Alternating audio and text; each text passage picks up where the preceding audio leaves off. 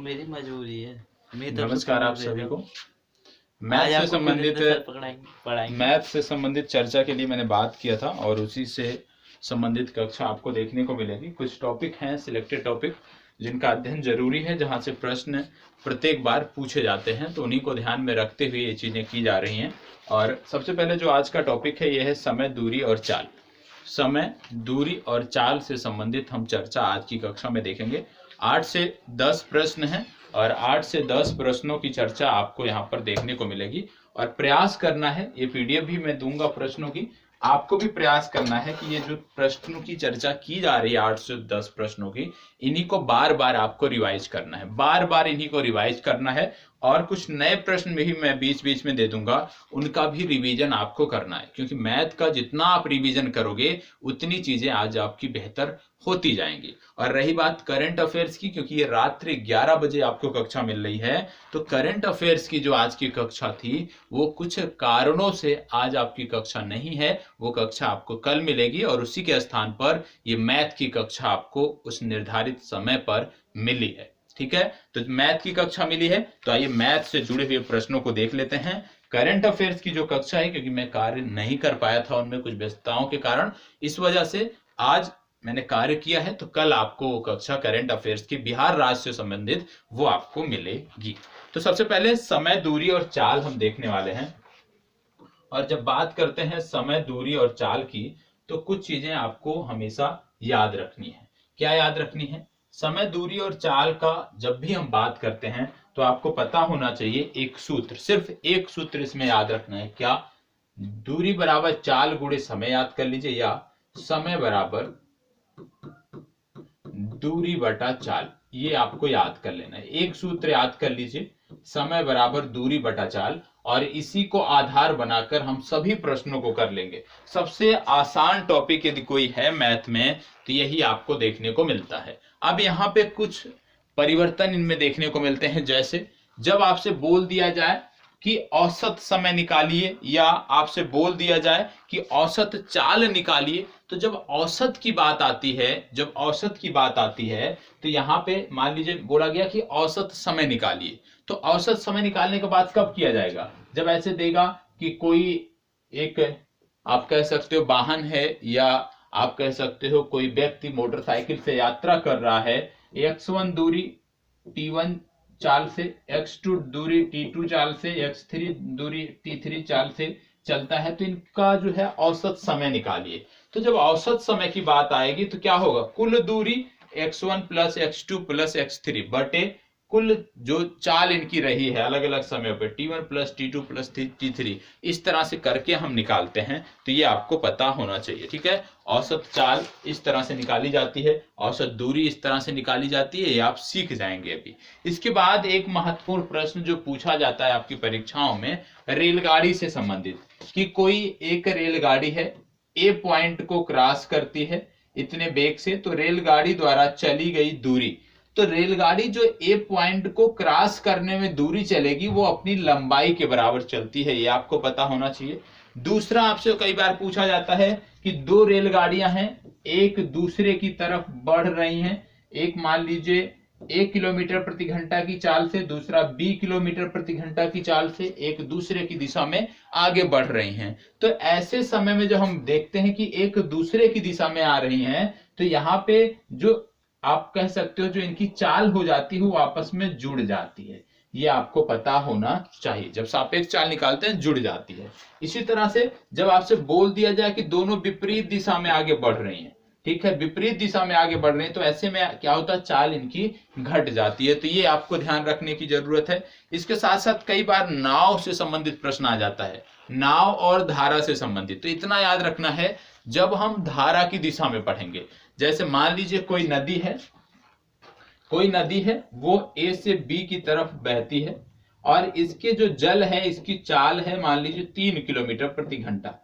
अब इसी दिशा में ए से बी की तरफ ही मान लीजिए आप नाव से आगे बढ़ते हो, और आपके नाव की चाल है 10 किलोमीटर प्रति घंटा, तो आपसे पूछ लिया जाए कि ये जो दूरी है, मान लीजिए कोई दूरी है, मान लीजिए 100 किलोमीटर है, आपसे पूछ लिया जाए कि एक 3 किलोमीटर गति से बहती हुई नदी में नदी की धारा में यदि हम 10 किलोमीटर प्रति घंटे की चाल से किसी नाव से यात्रा करते हैं तो ए से बी तक पहुंचने में कुल कितना समय लगेगा? समय बराबर दूरी बटा चाल। दूरी 100 किलोमीटर, चाल क्या हो जाएगा? यहाँ पे जुड़ जाएगा क्योंकि हम धारा की दिशा में बढ़ रहे हैं। तो 3 + 10 = 13, ये आपका आ जाएगा। और यदि आपसे पूछ लिया जाए कि बी से ए तक आने में, अब जब बी से ए तक आ पाओगे तो धारा की विपरीत दिशा में आ पा रहे हो क्योंकि नदी तो ए से बी की तरफ बढ़ रही है, ठीक है। अब आप बी से ए की तरफ आ रहे हो, मतलब धारा, नदी की धारा के विपरीत दिशा में आ रहे हो, तो यहाँ पे जो सापेक्ष चाल होती है वो घट जाती है। ये आपको सीखना है। यही यदि आपने सीख रखा है तो आपको कोई भी दिक्कत नहीं होने वाली है, ठीक है। चलिए आगे बढ़ते हैं और प्रश्नों को देखते हैं, तो वहां से हमें ज्यादा समझ में आएगा, ज्यादा चीजें हमारी जो है क्लियर हो जाएंगी। एक एक करके देखना है। जब तक प्रश्न आपको समझ में नहीं आ जाता है, मान लीजिए मैं बता दिया, 2 बार बता रहा हूं, नहीं समझ में आ रहा है तो प्लीज आप कमेंट बॉक्स में बताइएगा। कमेंट बॉक्स में आप बताएंगे तो मैं प्रयास करूंगा, यदि आपको नहीं समझ में आया है फिर से प्रयास करूंगा कि वो चीजें आपको समझ में आए, ठीक है। अब क्या बोला जा रहा है इस प्रश्न में, साथ साथ मैं मिलाता भी चलूंगा अपने नोट से कि प्रश्न में कुछ डिजिट गलत ना हो। बोला जा रहा, एक हवाई जहाज एक वर्गाकार मैदान के चारों भुजाओं के समानांतर क्रमशः 300 किलोमीटर प्रति घंटा, 500 किलोमीटर प्रति घंटा, 700 किलोमीटर प्रति घंटा और 900 किलोमीटर प्रति घंटा की चाल से घूमता है। इस मैदान के चारों ओर घूमने में उसकी लगभग औसत चाल क्या होगी, ये आपसे पूछा जा रहा है। सबसे पहले मैदान कैसा है? मैदान है वर्गाकार मैदान है। वर्गाकार मैदान का मतलब क्या है कि चारों भुजाएं बराबर हैं, मतलब चारों तरफ की जो दूरी है ये बराबर है, ठीक है। एक चीज तो ये क्लियर हो गया। दूसरी बात, चाल अलग अलग दिया है। अब आपको क्या पता चल गया? एक तो दूरी पता चल गई कि कितनी दूरी ये चलते हैं। मान लीजिए हमने मान लीजिए x किलोमीटर, जो ये वर्गाकार मैदान है इसकी एक भुजा x किलोमीटर लंबी है, तो दूरी एक भाग में चलने में कितना लग रहा है? x किलोमीटर खर्च हो रहा है। चारों में यदि हम बात करें चारों में तो 4x हो रहा है। तो सबसे पहले एक एक करके हमें देखना है, हमें क्या निकालना है? औसत चाल। औसत चाल, ठीक है। औसत चाल बराबर होता है, जैसे चाल बराबर होता है दूरी बटा समय, इसी तरह से औसत चाल बराबर होता है कुल दूरी बटे कुल समय, ठीक है। कुल दूरी बटे कुल समय। अब कुल दूरी कितनी है यदि हम बात करें तो आपको देखने को मिलता है वर्गाकार मैदान है, एक भुजा की लंबाई x मीटर है, तो चारों की लंबाई कितनी हो जाएगी? 4x हो जाएगी। कुल दूरी हो गया, ठीक है, बटे कुल समय। अब समय बराबर क्या होता है? दूरी बटा चाल। एक एक करके हम देखेंगे। जैसे पहले हम 300 किलोमीटर प्रति घंटा की रफ्तार पे देखें तो यहाँ पे समय निकालते हैं कि भैया एक बिंदु से इस भाग तक चलने में कितना समय लगेगा। तो समय बराबर दूरी बटा चाल। दूरी कितनी है? x है। चाल कितनी है? 300 किलोमीटर प्रति घंटा है, x बटे 300 प्लस अगला जो है दूरी है वो कितना है? ये भी दूरी क्या है? x है। ये भी दूरी x है, तो यहां पर भी दूरी x हो गया। चाल कितना है?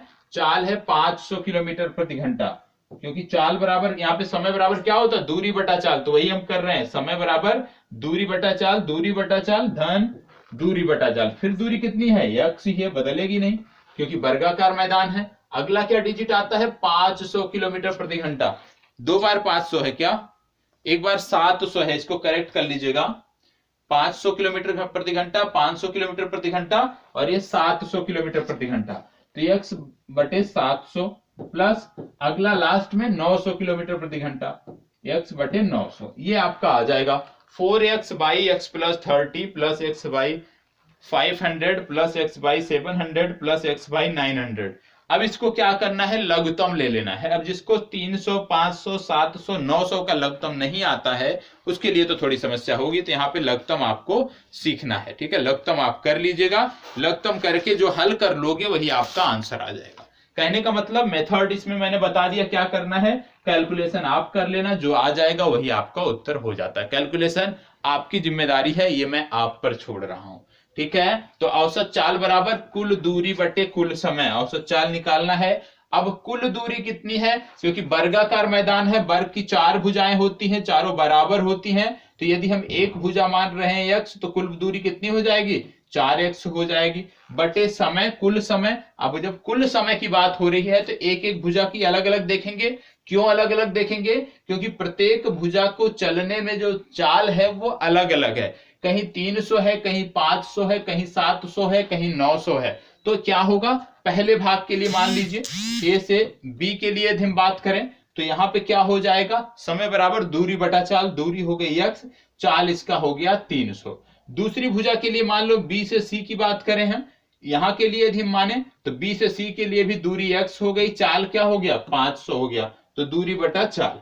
फिर तीसरे के लिए यहां की भी दूरी यदि हम बात करें x ही है, तो यहां भी यदि हम लगाएंगे समय बराबर दूरी बटा चाल, तो दूरी x है, चाल है 700, x बटे 700।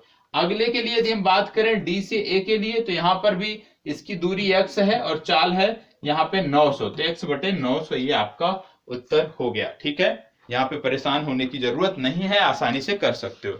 यदि अभी भी कोई समस्या है, नहीं हो पाता है, तो आप बताइएगा, निश्चित रूप से आपकी मदद की जाएगी, फिर से आपको समझाया जाएगा। चलिए आगे बढ़ते हैं।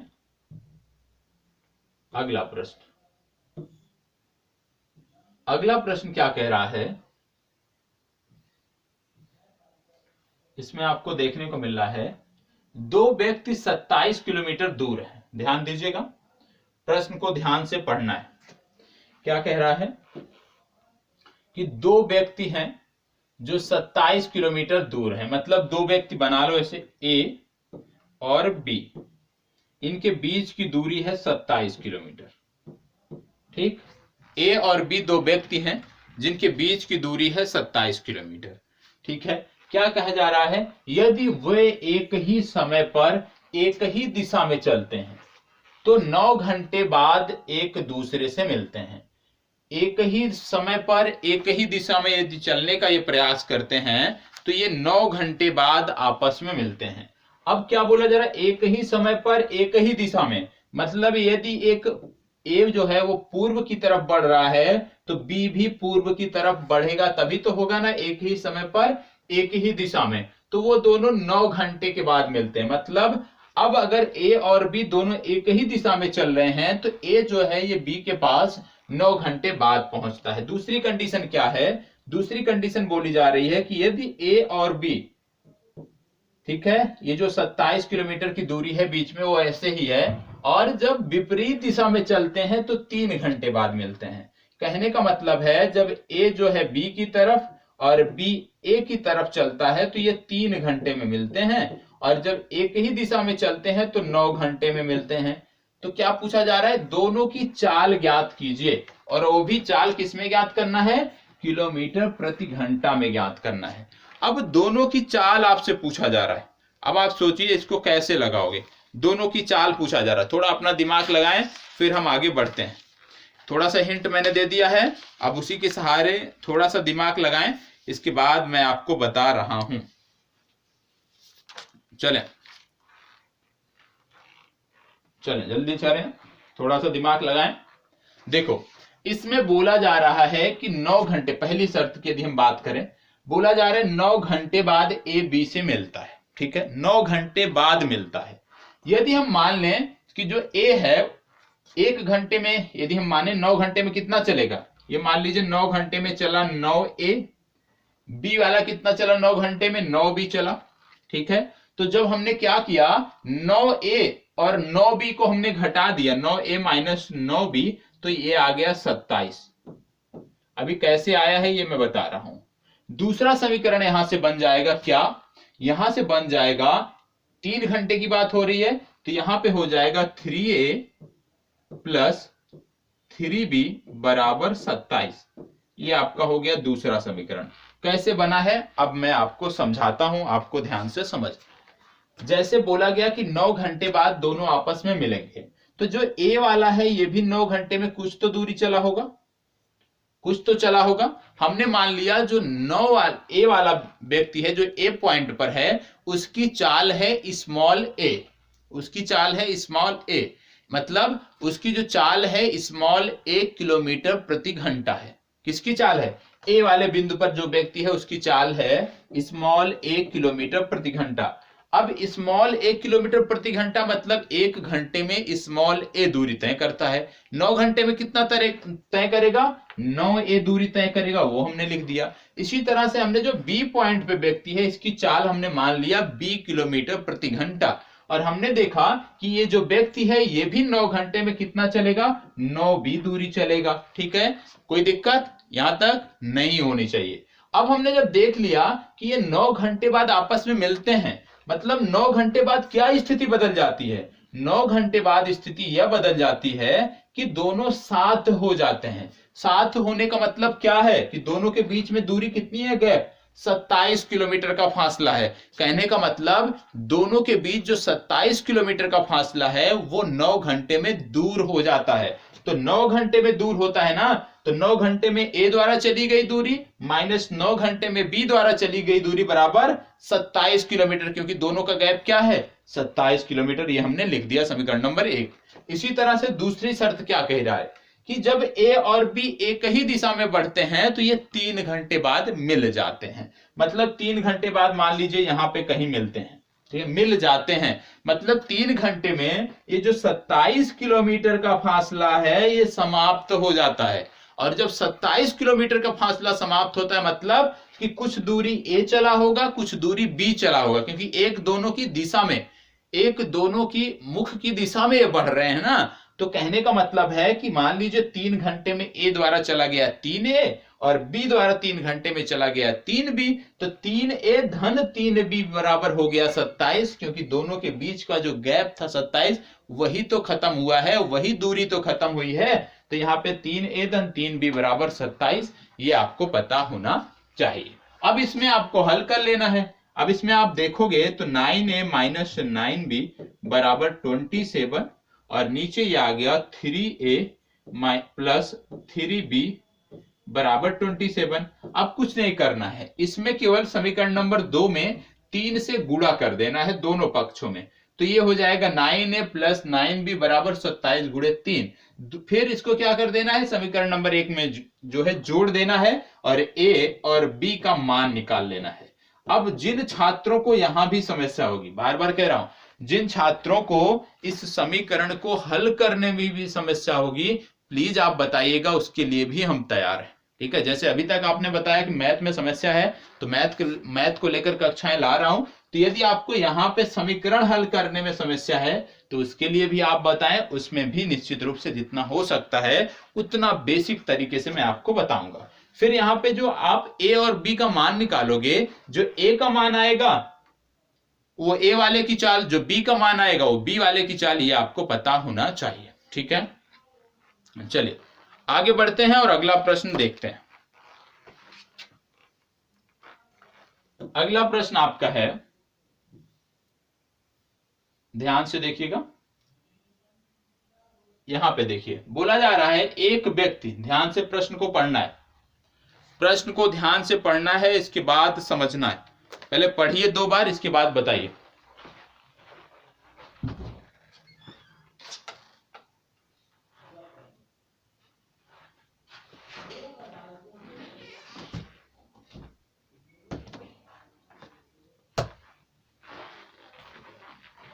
चलिए, उम्मीद करता हूं अच्छे से पढ़ लिए होंगे प्रश्न अब तक। चलिए अब देख लेते हैं क्या बोला जा रहा है यहाँ पे। इसमें बोला जा रहा है, ध्यान से हमें देखना है, बहुत ही आसान सा है। क्या बोला जा रहा है? एक व्यक्ति किसी दूरी को 6 घंटे में एक तरफ से पैदल चलकर और दूसरी तरफ से गाड़ी से वापस आकर तय करना। मान लीजिए ए और बी ये 2 बिंदु हैं, ठीक है। कोई व्यक्ति एक बार जाता है पैदल, मान लीजिए जाते समय ये पैदल गया, जाते समय ये पैदल गया और वापसी में कैसे आता है? वापसी में गाड़ी से आता है, ठीक है। तो इसको कुल समय कितने लगते हैं? उसको कुल समय लगते हैं 6 घंटे। मतलब पैदल ए से बी तक जाने में और बी से गाड़ी से ए तक वापस आने में इनको 6 घंटे का समय लगता है। नोट कर लिया हमने। आगे बढ़ते हैं। वह उस दूरी को दोनों तरफ पैदल चलकर 10 घंटों में तय करता है। दूसरी कंडीशन बोली जा रही है कि ए से बी तक ये जो दूरी है, यदि दोनों तरफ हम पैदल चलते हैं तो इसको कितने में तय कर रहे हैं? इसको तय कर रहे हैं 10 घंटे में। ध्यान से समझिएगा, आंसर आपका आ गया।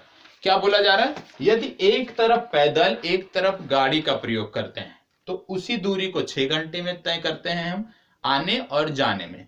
इसी तरह से जब हम उसी दूरी में दोनों तरफ, एक तरफ पैदल जाते हैं दूसरी तरफ से भी पैदल आते हैं तो हमें 10 घंटे लगते हैं। अब क्या बोला जा रहा है कि दोनों तरफ गाड़ी से चलकर उस दूरी को तय करने में कितना समय लगेगा? दोनों तरफ गाड़ी से चलकर कितना समय लगेगा? बहुत ही सामान्य सा प्रश्न था।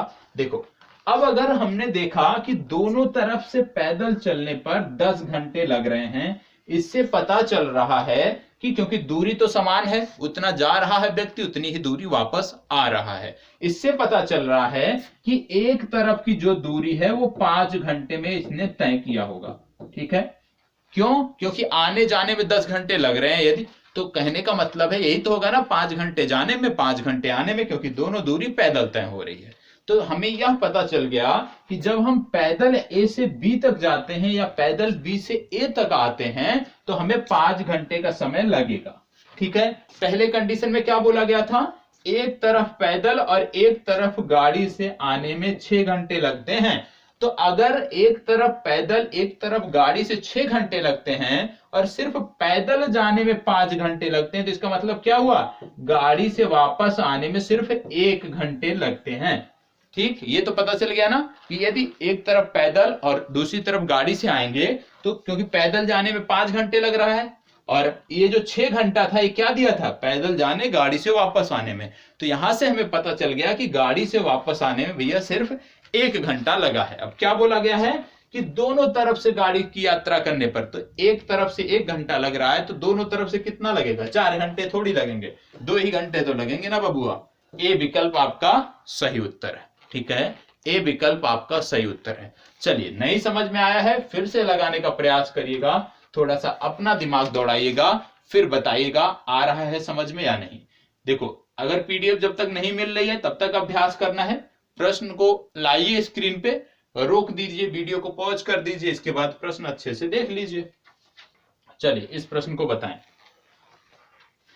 कोई रेलगाड़ी किसी औसत चाल से 63 किलोमीटर की दूरी चलती है और तब अपनी प्रारंभिक चाल से 6 किलोमीटर प्रति घंटा अधिक की औसत चाल से 72 किलोमीटर की दूरी चलती है। यदि उसे पूरी यात्रा संपन्न करने में 3 घंटे के समय लगते हैं। देखो, ये जो आपका है ना, ये कहीं ना कहीं इस प्रश्न के लिए कीवर्ड है। क्या बोला गया है? पूरी यात्रा में उसको, यदि उसको पूरी यात्रा में 3 घंटे के समय लगते हैं तो रेलगाड़ी की प्रारंभिक चाल कितने किलोमीटर प्रति घंटा है। ठीक है, कोई रेलगाड़ी किसी औसत चाल से 63 किलोमीटर की दूरी, 63 किलोमीटर दूरी तय तक चलती है और तब अपनी प्रारंभिक चाल से 6 किलोमीटर प्रति घंटा अधिक की औसत चाल से 72 किलोमीटर की दूरी चलती है। ठीक है, मतलब यहाँ पे 2 दूरियां दी हुई हैं, एक दी हुई है 63 किलोमीटर, एक दी हुई है 72 किलोमीटर। और बोला जा रहा है कोई रेलगाड़ी यात्रा करती है, पहले 63 किलोमीटर जिस स्पीड से चलती है वो 63 किलोमीटर चलने के बाद अपनी स्पीड में 6 किलोमीटर प्रति घंटा का इजाफा करके 72 किलोमीटर चलती है। देखो, सीधी सी बात है, लास्ट में क्या दिया हुआ? 3 घंटे, मतलब समय दिया हुआ है। तो मैंने आपको क्या बताया है? समय बराबर दूरी बटा चाल बताया है ना मैंने आपको। ठीक, अब सबसे पहले हमें क्या मान लेना है? यहां पर दूरी दी हुई है, सबसे पहले यहां पे हमें मान लेना है, क्योंकि ज्ञात क्या करना है हमें? चाल ज्ञात करना है। चाल ज्ञात करना है ना हमें, यही तो ज्ञात करना है ना, चाल कितनी होगी, चाल ज्ञात करना है। तो इसके लिए जरूरी है सबसे पहले कि हम मान लें कि माना गाड़ी की जो आरंभिक चाल है वो है x किलोमीटर प्रति घंटा। मानना पड़ेगा क्योंकि जब तक आप नहीं मानोगे नहीं निकलेगा। तो हमने मान लिया कि इस रेलगाड़ी की जो प्रारंभिक चाल थी वो थी x किलोमीटर प्रति घंटा। ठीक है, प्रारंभिक चाल x किलोमीटर प्रति घंटा थी। बाद की चाल कितनी हो जाएगी? जब ये 6 किलोमीटर प्रति घंटा बढ़ा देती है तो बाद की चाल हो जाएगी x प्लस 6 किलोमीटर प्रति घंटा। ठीक है, ये दोनों चाल आपको पता चल गए। प्रारंभिक चाल x किलोमीटर प्रति घंटा, बाद की चाल हो गई x प्लस 6 किलोमीटर प्रति घंटा। अब आपने देखा था समय बराबर क्या होता है, दूरी बटा चाल। समय बराबर दूरी बटा चाल। तो दूरी कितनी है भैया, पहली दूरी है 63 किलोमीटर, तो 63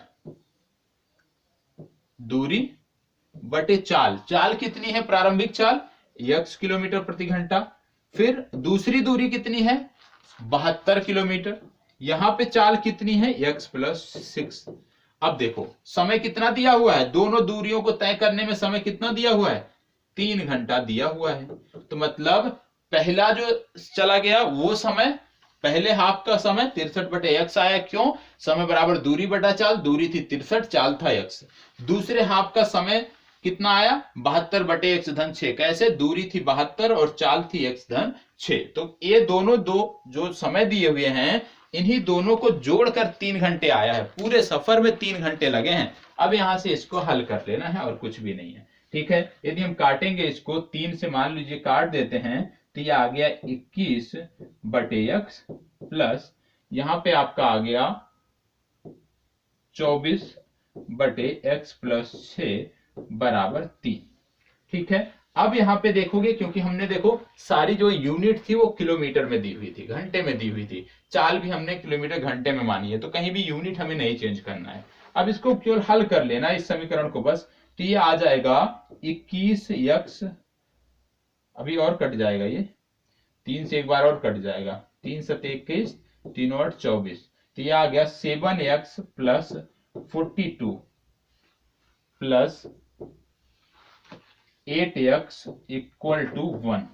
ठीक है, अब यहां पे यदि हम बात करते हैं तो 8 और 7 कितना हो गया, 15, और इसी तरह से आप इसको हल कर सकते हैं। जो आएगा वो आपका हो जाएगा आंसर। ठीक है, तो इसको आगे के लिए ऐसे हल कर लीजिएगा। ये वाला 63 बटे x धन 72 बटे x धन 6 बराबर 3, और इसी को हल कर लीजिएगा, जो आएगा वो आपका आंसर हो जाएगा। कैलकुलेशन थोड़ा सा स्वयं करें, हमारा भी प्रयास है कि कैलकुलेशन थोड़ा सा सीखें, क्योंकि कैलकुलेशन नहीं करेंगे तो उससे समस्या आपको आगे के दिनों में होगी। और जरूरी है कि परीक्षा से पहले कैलकुलेशन थोड़ा सा अच्छा कर लें, थोड़ा सा फास्ट कर लें, तो चीजों को आप अच्छी तरीके से कर सकते हो। यहाँ पे जब आप आओगे एक समीकरण बनेगा और उस समीकरण को आपको हल करना पड़ेगा, द्विघात समीकरण बनेगा, उसको हल करोगे तो x के 2 मान आएंगे और उसी आधार पे आप अपना आंसर टिक कर सकते हो। ठीक है, चलिए आगे बढ़ते हैं। जिसको ना समझ में आया हो, यहां तक ना समझ में आया हो कि कैसे हमने किया है, तो आप दोबारा कमेंट बॉक्स में बताइएगा, बताऊंगा। लेकिन यदि कैलकुलेशन में समस्या है तो वहां पे बताइएगा सर कैलकुलेशन में प्रॉब्लम है, जिससे आगे की जो कक्षाएं हैं वहां पर इस बात का पूर्णतः ध्यान रखा जाए। ठीक है, चलिए आगे बढ़ते हैं। इसको बताएं, रोहित घर से 20 किलोमीटर, ध्यान दीजिएगा, रोहित घर से 20 किलोमीटर प्रति घंटा की गति से विद्यालय के लिए निकलता है। आधे घंटे के बाद वह अपनी गति 30 किलोमीटर प्रति घंटा करके उतनी ही दूरी तय करता है जितनी पहले कर चुका है। उसकी यात्रा में लगा समय बताएं।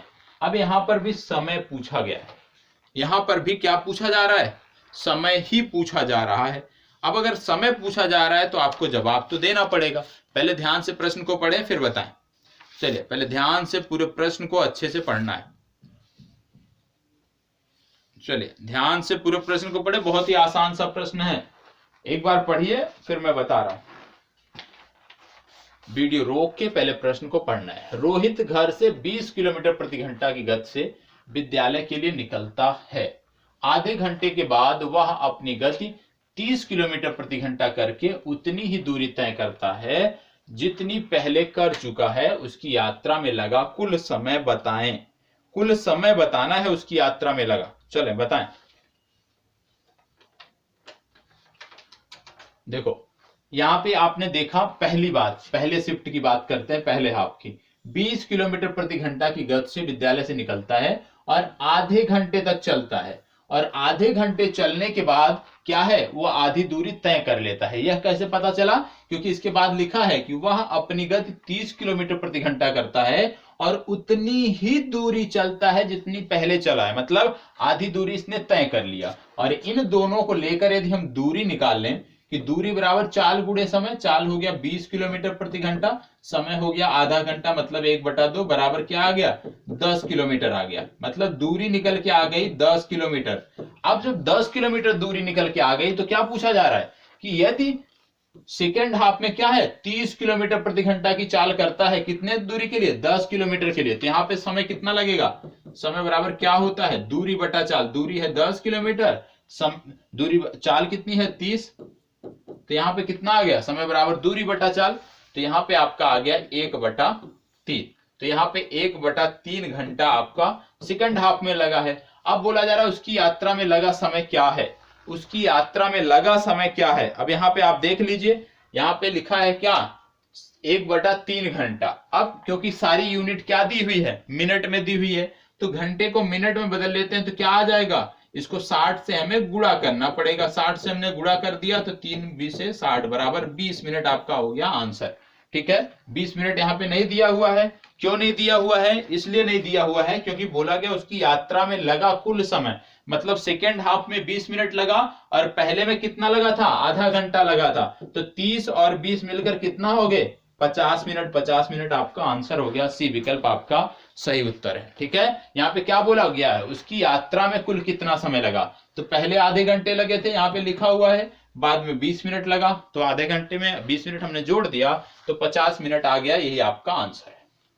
चलिए आगे बढ़ते हैं, इसको बताएं ध्यान से। क्या बोला गया है, दो समानांतर पटरियों पर दो रेलगाड़ियां एक ही दिशा में दौड़ रही हैं। दो समानांतर पटरियों पर एक ही दिशा में दो रेलगाड़ियां दौड़ रही हैं। इनमें से एक की गति 10 किलोमीटर प्रति सेकंड, दूसरे की गति 15 मीटर प्रति सेकंड है।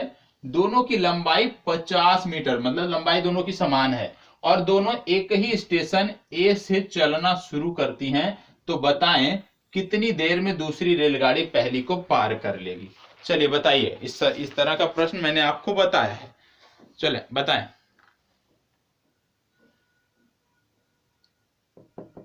जवाब दीजिए,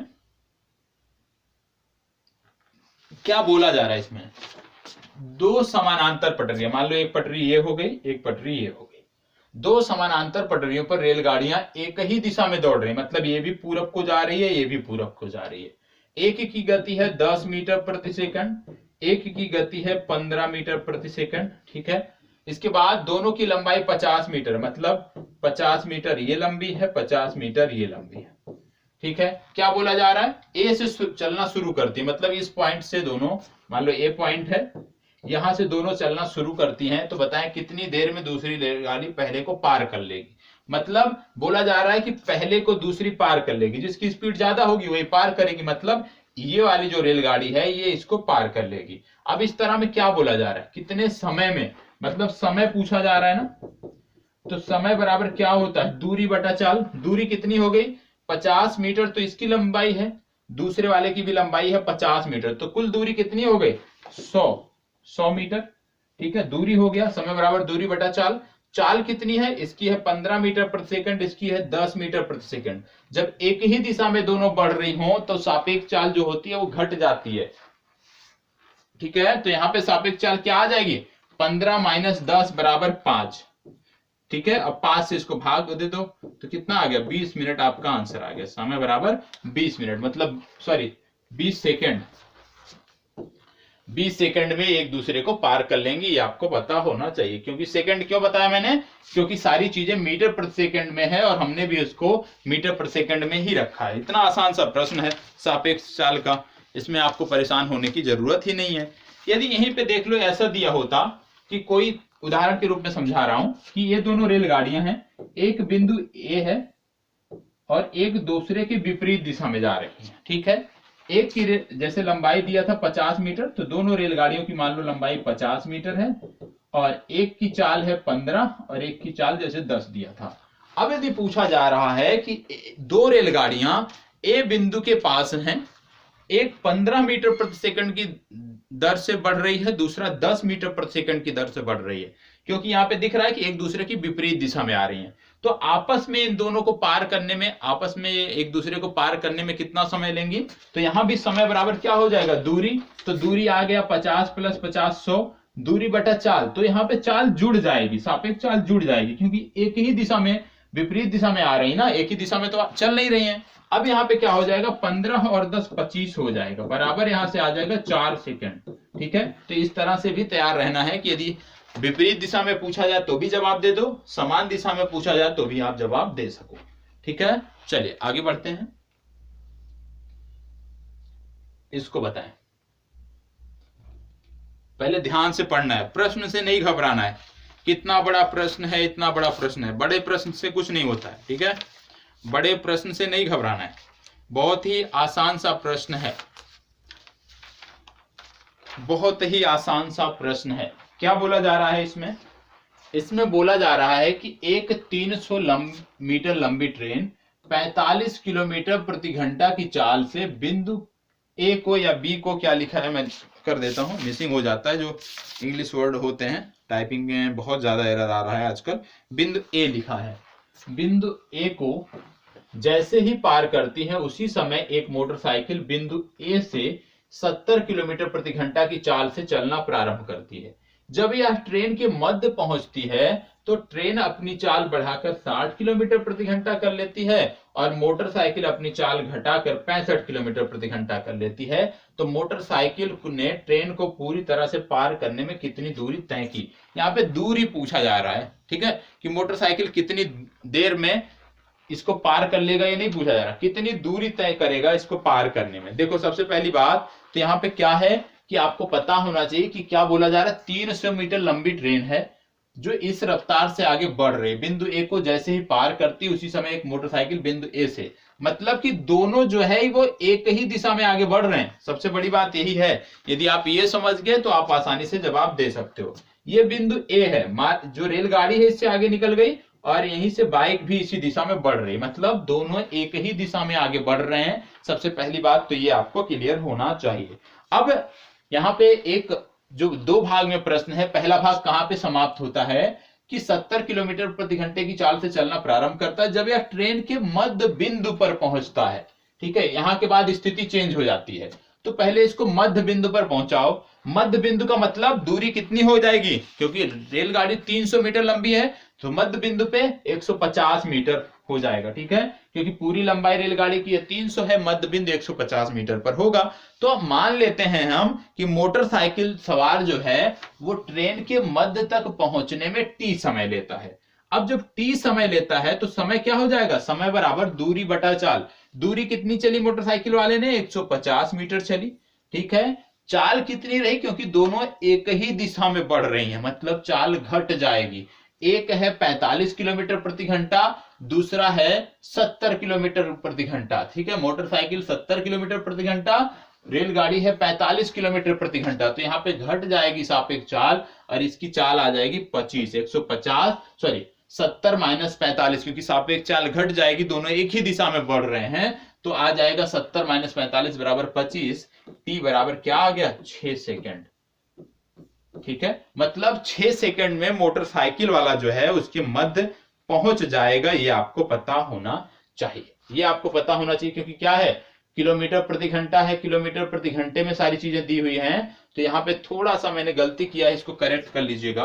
टी बराबर जब हम निकालेंगे ना तो 150 जो आएगा ये मीटर में दिया हुआ है, तो सबसे पहले इसको किलोमीटर में बदल लेंगे, मतलब 1000 से हम इसको भाग दे देंगे, इसके बाद ये चीजें करेंगे। ठीक है, दूरी आ जाएगा 150 बटे 1000 बटे चाल। चाल कितनी हो गई? 25। अब 25 से इसको हल कर लेना है, 6 बराबर आ जाएगा 0.0006 घंटे। ये आपको पता होना चाहिए, 0.006 घंटे। ये आपका हो गया T1। 0.006 घंटे हो गया T1, मतलब जब बाइक सवार मोटरसाइकिल वाला ट्रेन के बीच में पहुंचेगा।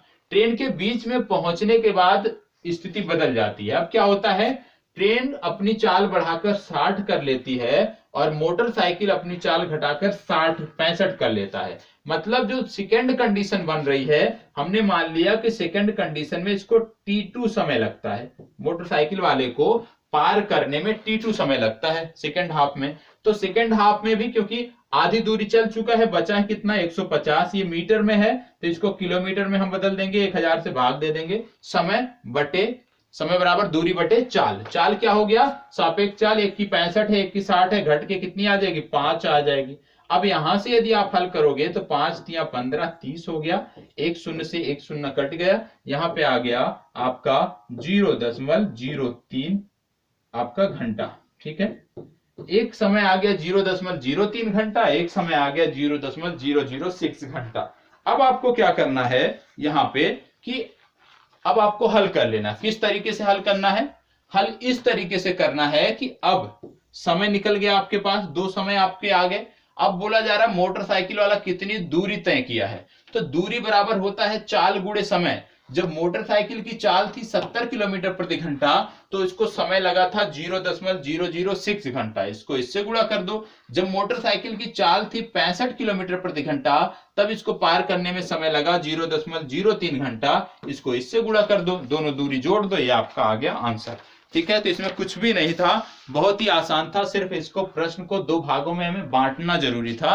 और बांटना कहां पर था, जब बोला गया है मध्य बिंदु, वहीं से ये प्रश्न दो भागों में बंट जाता है, वहां पे हमें ध्यान देने की जरूरत थी। ठीक है, चलिए बढ़ते हैं आगे और देखते हैं अगला प्रश्न। कहीं भी कोई समस्या है फिर से बोलिएगा, फिर से समझाऊंगा। ठीक है, कोई भी समस्या है, नहीं समझ में आया है, फिर से आप बता सकते हो, इसको बताएं। एक मोटर बोट, ध्यान दीजिएगा, एक मोटर बोट धारा के प्रतिकूल एक निश्चित दूरी तय करने में जितना समय लेती है वह धारा के अनुकूल उतनी ही दूरी तय करने में उसका 3 गुना समय लेती है, तो धारा की चाल कितनी होगी। ध्यान से पहले प्रश्न पढ़िए फिर बताता हूं, बहुत ही आसान सा प्रश्न ये भी है। क्या बोला जा रहा है, एक मोटर बोट धारा के प्रतिकूल एक निश्चित दूरी तय करने में जितना समय लेती है वह धारा के अनुकूल उतनी ही दूरी तय करने में लगे समय का 3 गुना है। यदि मोटर बोट 1 घंटे में 1.5 किलोमीटर चलती है तो धारा की चाल कितनी होगी। 1.5 किलोमीटर चलती है तो धारा की चाल कितनी होगी। पहले प्रश्न ध्यान से पढ़ना है, इसके बाद हम आगे बढ़ेंगे। 1.5 नहीं है, यहाँ पे 15 है। यदि मोटर बोट 1 घंटे में 15 किलोमीटर चलती है, 1.5 नहीं है ये है 15 किलोमीटर चलती है, तो धारा की चाल क्या होगी। चले बताएं, पहले प्रयास करें लगाने का, क्योंकि बहुत ही आसान सा प्रश्न है। हमने मान लिया, सबसे पहले क्या माना जाए, क्योंकि बोला गया एक निश्चित दूरी, हमने मान लिया वह दूरी है x किलोमीटर। ठीक है, ये जो निश्चित दूरी है ये आपकी है x किलोमीटर। दो स्थानों के बीच की ये दूरी जो है ये x किलोमीटर है, ये निश्चित दूरी है। अब क्या बोला जा रहा है, क्योंकि धारा की चाल, मान लीजिए धारा इस तरफ बह रही है, तो जब धारा की दिशा में हम बढ़ेंगे तो यहाँ पे क्या हो जाएगा, धारा की दिशा में जब हम बढ़ते हैं तो जुड़ जाती है दूरी, दोनों की चाल जो है वो जुड़ जाती है। अब यहाँ पे क्या है कि क्या बोला जा रहा है कि समय बराबर क्या हो जाएगा, यहाँ पे समय बराबर दूरी बटा चाल। दूरी कितनी है x, चाल कितनी है, जब हम धारा की दिशा में जाएंगे तो क्या बोला गया है, जितना समय लेती है वह धारा के अनुकूल दिशा में उतनी ही समय लेती है। यदि मोटर बोट 1 घंटे में 15 किलोमीटर चलती है, यदि मोटर बोट जो है 1 घंटे में 15 किलोमीटर चलती है तो निश्चित रूप से यही इसकी चाल हो गई 15 किलोमीटर प्रति घंटा। और हमने मान लिया कि जो धारा है उसकी चाल है p किलोमीटर प्रति घंटा, तो समय बराबर दूरी x बटे चाल। चाल यहाँ पे क्या हो गया, मोटर बोट की चाल प्लस धारा की चाल। मोटर बोट की चाल 15 प्लस धारा की चाल हमने मान लिया p। ठीक है, एक तो ये निकल आया जब हम धारा की दिशा में बढ़े। अब जब धारा की विपरीत दिशा में बढ़ते हैं तब कितना समय निकल लगता है, उसको हमने निकाला, तो वो निकल गया समय बराबर दूरी x ही है, चाल कितनी है, चाल यहाँ पे है 15 क्योंकि मोटर बोट की चाल, माइनस p क्यों, क्योंकि अब धारा की विपरीत आ रहे हैं तो धारा की जो चाल होगी वो घट जाएगी, तभी हमारी सापेक्ष चाल आएगी। अब ये निकल के आ गया, एक समीकरण हमारा आ गया x बटे 15 प्लस p, एक दूसरा आ गया x बटे 15 माइनस p। अब प्रश्न में क्या बोला गया है कि यदि मोटर बोट 1 घंटे में इतना चलती है तो धारा की चाल बताएं, लेकिन वह धारा के अनुकूल उतनी ही दूरी तय करने में लगे समय का तिगुना है। कह रहा है कि जब हम धारा की दिशा में बढ़ते हैं और जब धारा की दिशा में वापस आते हैं तो जो धारा की दिशा से विपरीत दिशा में चलने पे जो समय लगता है वो धारा की दिशा में जाने के समय का 3 गुना है। कहने का मतलब है कि जैसे मान लीजिए ये क्या है, ये धारा की दिशा का समय है 15 प्लस पी, ये धारा की विपरीत दिशा का है 15 माइनस पी। अब बोला गया है कि ये जो समय है, ये वाला जो समय है, ये इस समय का 1/1 है। मतलब यहाँ पे ज्यादा समय लग रहा है, यहाँ पे जो समय लग रहा है ये 3 गुना समय है किसका, पहले वाले का। तो कहने का मतलब जब बराबर करना है, क्योंकि 3 से इसमें गुणा करोगे तभी तो ये इसके बराबर होगा ना, ठीक। तो यहां से आपको अब इस समीकरण को हल कर लेना है, जो आएगा वो उत्तर हो जाएगा। यहीं पे समझने की जरूरत थी कि हम 3 से गुणा किसमें करेंगे, 3 से गुणा उसी में करेंगे जो जिसको हम कम समय में तय कर रहे हैं। क्यों? क्योंकि जो हम धारा की दिशा में जा रहे हैं वहां पे हमें कम समय लग रहा है, जब धारा की विपरीत दिशा में आ रहे हैं वहां पे हमें ज्यादा समय लग रहा है, ठीक है। तो हम जब ज्यादा वाले में 3 से गुणा कर देंगे तो और ज्यादा होगा, क्योंकि हमें बराबर दिखाना है। क्योंकि 3 गुने की बात की गई है प्रश्न में, बराबर तब होगा ना जब जो कम समय लगा है उसको 3 से गुणा कर देंगे, तब अगले के बराबर होगा, ठीक है। तो इस तरह से आपका जो वैल्यू आएगा वो आपका उत्तर हो जाएगा, ठीक है। आसान सा है, कुछ भी नहीं था इस प्रश्न में। चलिए आगे बढ़ते हैं और आज का लास्ट प्रश्न देखते हैं। चलिए इसको बताएं। बोला जा रहा है आज हवा के बहने की गति 15 किलोमीटर प्रति घंटा पूरब से पश्चिम की ओर है। ध्यान से पढ़ना है, ये भी उसी तरह का सवाल है। आज हवा के बहने की गति 15 किलोमीटर प्रति घंटा पूरब से पश्चिम है, मतलब इस दिशा में हवा बह रही है, पूरब से पश्चिम है। एक पक्षी हवा की दिशा में अर्थात पूरब से पश्चिम की ओर उड़कर एक निश्चित दूरी तय करने में कितना समय लगाता है? पश्चिम से पूरब की ओर उड़कर वही दूरी तय करने में उसका 3 गुना समय लगता है। पक्षी के उड़ने की गति क्या है ये आपको बताना है। सबसे पहले मैं देख लेता हूं कहीं पे कोई त्रुटि ना हो, क्योंकि इतनी गलतियां होती हैं टाइपिंग में। पूरब से पश्चिम की चलता है, अर्थात एक पक्षी हवा की दिशा में अर्थात पूरब से पश्चिम की ओर उड़कर एक निश्चित दूरी तय करने में जितना समय लगाता है, यहां पे है जितना, तय करने में जितना समय लगाता है, पश्चिम से पूरब की ओर उड़कर वही दूरी तय करने में उसका 3 गुना समय लगता है। जैसे अभी हमने देखा था नाव वाला प्रश्न, सेम उसी तरह से प्रश्न है, ठीक है। कि जब पक्षी है, जब वो हवा की दिशा में बढ़ेगा, हवा की दिशा में उड़ना शुरू करेगा, क्योंकि हवा पूर्व से पश्चिम की तरफ बढ़ रही है, और जब पक्षी पूर्व से पश्चिम की तरफ बढ़ेगा तो उसको कम समय लगेगा। जब पक्षी जो है पश्चिम से पूर्व की तरफ बढ़ेगा तो यहां पर उसको ज्यादा समय लगेगा। अब ये जो 3 गुना का है, ये 3 गुणा किससे करना? जब हम बराबर करते हैं किसी दो संख्या को, बराबर तो तभी लिख सकते हैं जब दोनों चीजें बराबर हों। अब अगर मान लीजिए कि जब पूर्व से पश्चिम को बह रहा है हवा, ठीक है, और इस तरफ पक्षी उड़ रहा है तो यहाँ कम समय लग रहा है। जब पश्चिम से हम पूर्व की तरफ आ रहे हैं तो यहाँ पे ज्यादा समय लग रहा है, ठीक है। तो अब क्या कह रहा है कि 3 गुना है। क्या 3 गुना है? पहले वाले का 3 गुना समय यहां लग रहा है। तो मतलब जब हम कम वाले में 3 से गुणा करेंगे तभी तो इसके बराबर होगा ना। तो यही तो हमें समझना है। पिछले प्रश्न में भी यही समझना था, इस प्रश्न में भी यही समझना है। यदि नहीं आता है पहले इसको हल करिएगा। पिछले प्रश्न में जैसे हमने देखा था नाव वाला, सेम उसी तरह का प्रश्न है, हल करिएगा। नहीं आता है तो बताइएगा, फिर से बताया जाएगा। यदि आ जाता है तो बहुत खुशी की बात है, ठीक है। तो आज के लिए इतना ही। इसी प्रकार हमारे साथ बने रहें, मैथ के इसी प्रकार से टॉपिक आपके लिए आते रहेंगे। यदि आप चाहेंगे, पसंद करेंगे तो निश्चित रूप से आपकी कक्षाएं मिलेंगी। कुछ सिलेक्टेड टॉपिक हैं 8 से 10, जिनको यदि अभ्यास करा दिया जाएगा तो आप प्रारंभिक परीक्षा के मैथ वाले सेक्शन को भी आसानी से कर पाएंगे। तो आज की जो चर्चा है वो यहीं पे समाप्त होती है। धन्यवाद, बहुत बहुत आभार।